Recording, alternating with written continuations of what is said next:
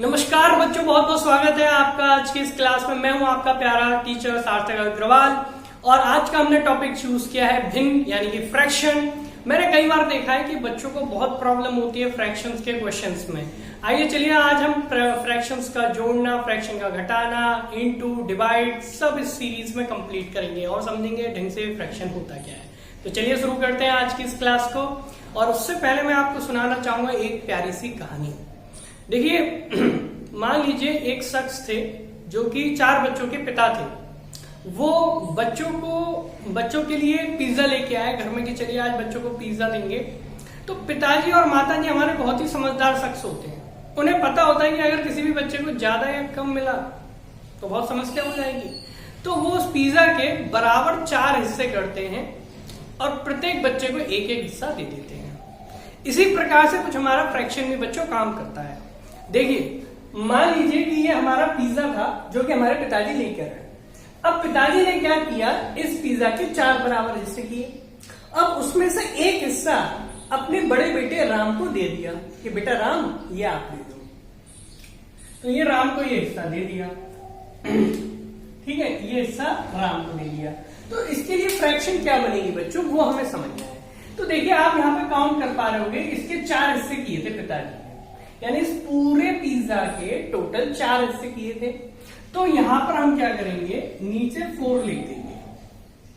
अब उसमें से राम को कितना हिस्सा दिया, बिल्कुल सही, 4 हिस्सों में से एक हिस्सा राम को दिया।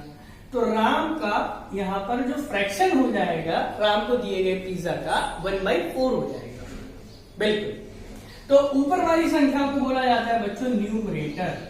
क्या बोला जाता है, न्यूमरेटर। हिंदी वाले बच्चे इसे समझेंगे अंश, और नीचे वाले को बोला जाता है डिनोमिनेटर, यानी हिंदी वाले बच्चे इसको कहेंगे हर। ठीक, तो ये भिन्न बनी 1/4। उसी प्रकार से एक और एग्जांपल लेते हैं। मान लीजिए हमारी प्रिय माता जी हम लोगों का फेवरेट आलू का पराठा बनाती हैं। अब उस आलू के पराठे के माता जी ने 3 हिस्से किए। ठीक, उसमें से अपने बड़े बेटे श्याम को उन्होंने 2 हिस्से दे दिए। ठीक, क्योंकि श्याम को ज्यादा पसंद था। तो श्याम के लिए क्या भिन्न बनेगी, श्याम के लिए जो भिन्न बनेगी, माता जी ने कितने हिस्से करे, 3 हिस्से करे। तो 3 को हम लिखेंगे नीचे, और कितने हिस्से श्याम को दे दिए, 2 हिस्से दे दिए। तो 2 को लिखेंगे हम ऊपर। तो ये हमारा न्यूमरेटर है और ये हमारा डिनोमिनेटर, और ये पूरी मिलकर एक भिन्न बनाती है।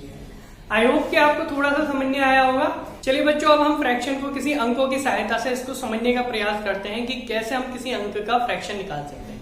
सबसे पहले मैं आपको एक कहानी सुनाता हूं कि एक बार हमारे पिताजी दिल्ली गए और दिल्ली से खूब बढ़िया बढ़िया अच्छी अच्छी स्वादिष्ट कैंडीज लेके आए, 60 कैंडीज।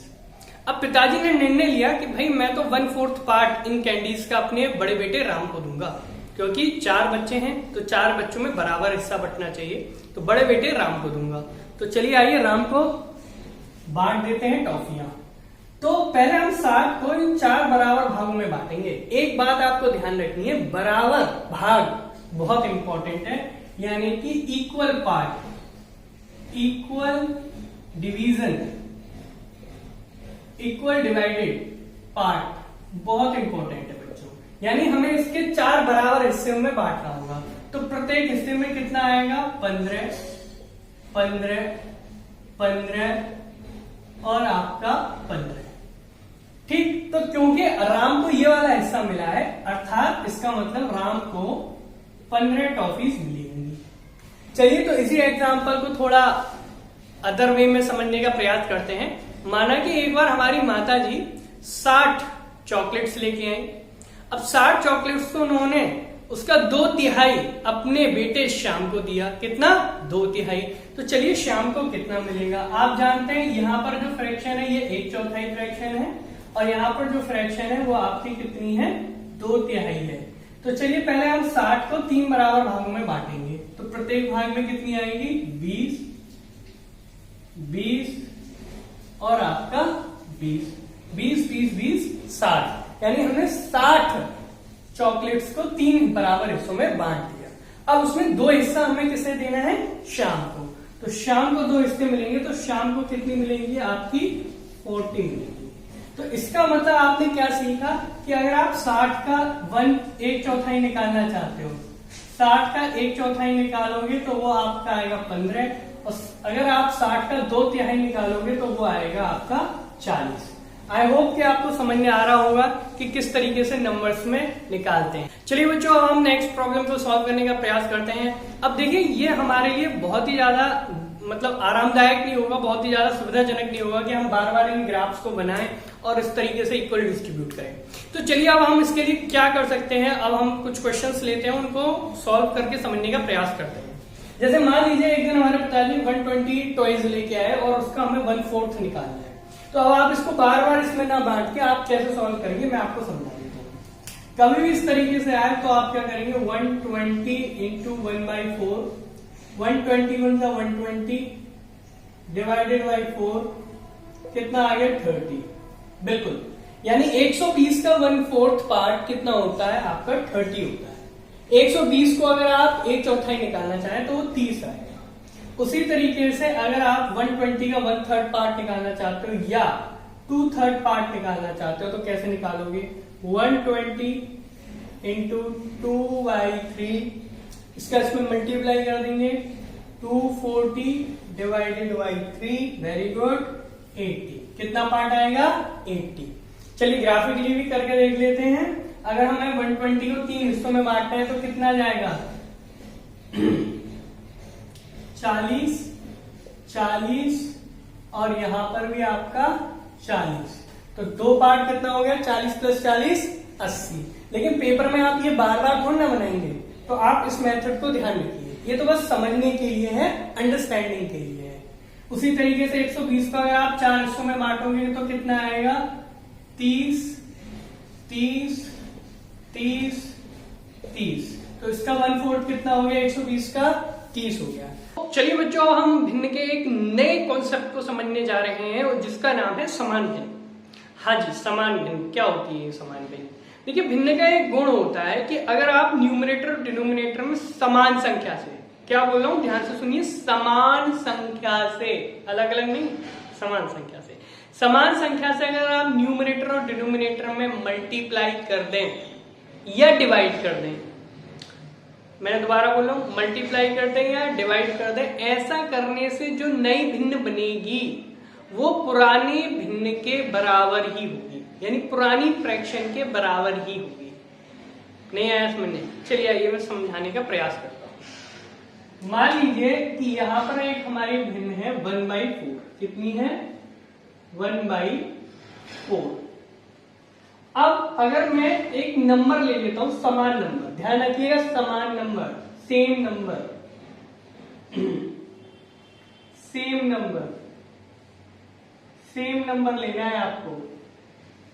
तो मैं एक सेम नंबर ले रहा हूं 2, तो 2 का मैं ऊपर मल्टीप्लाई कर दे रहा हूं एंड 2 का मैं नीचे मल्टीप्लाई कर दे रहा हूं। तो ऐसा करने से हमें 2/8। तो अब समझने वाली बात ये है कि ये आपकी पुरानी वाली फ्रैक्शन 1/4 एंड ये वाली फ्रैक्शन आपकी 2/8, ये इक्वल होगी, समान होगी। तो चलिए कुछ हम एग्जाम्पल लेते हैं, उदाहरण द्वारा इन्हें समझने का प्रयास करते हैं। मैंने मान लिया कि हमारे फादर साहब 120 टॉफीज लेके आए। अब 120 का हमें एक बार 1/4 निकालना है, एक बार 2/8 निकालना है। देखते हैं क्या नंबर था। तो 120 का 1/4 कितना हो जाएगा आपका 120 divided by 4 is equal to आपका 30। चलिए ये निकालते हैं 120 का 2/8, 120 इंटू 2/8, बिल्कुल, तो ये हो जाएगा 240 divided by 8 is equal to 30। अरे वाह, ये तो दोनों इक्वल आ रहे हैं, यहाँ भी 30 आ रहा है, यहाँ भी 30 आ रहा है। इसका मतलब ये दोनों फ्रैक्शंस इक्वल हैं, यानी ये वेरीफाई है। आपने देखा ना, इन्हीं को बोलते हैं समान भिन्न।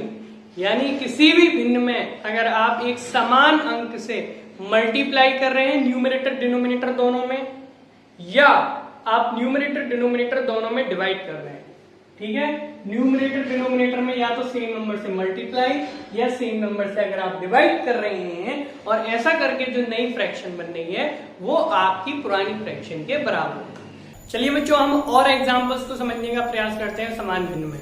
अब मैंने आपके सामने एक भिन्न लिखी है 24/36 24/36। चलिए वही नंबर सोच लीजिए जिसमें हम डिवाइड कर सकें। Very good. तो ऊपर हम डिवाइड करेंगे 2 से, नीचे करेंगे डिवाइड 2 से, तो हमें क्या मिलेगा आपका, हमें मिलेगा 12/18। वेरी गुड, है ना इजी। तो 12/18 24/36 के इक्वल है, कोई दिक्कत वाली बात नहीं। क्या कह रहे हो, क्या और कट सकता है? बिल्कुल सही। दोबारा डिवाइड दे दीजिए 2 से, तो अब क्या आ जाएगा आपका 6/9।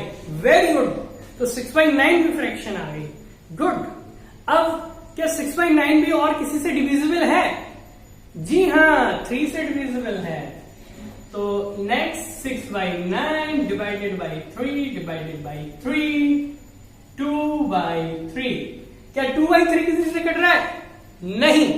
तो माय डियर स्टूडेंट्स, ये सारी फ्रैक्शंस आपकी इक्वल हो गई।